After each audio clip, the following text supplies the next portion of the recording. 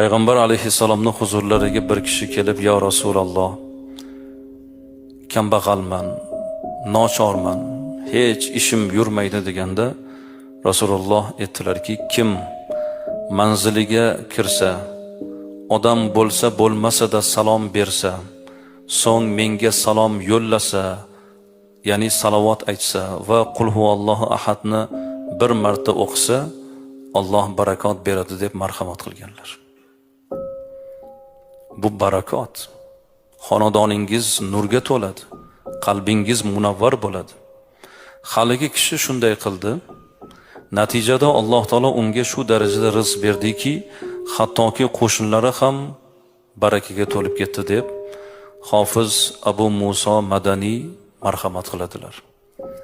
Azizlar, mana shu fazilat. Qur'onni yaxshi ko'rib, o'qib, ixlos bilan shu narsalarga iymonan bu amalni qilsak, Alloh beradi inshaalloh.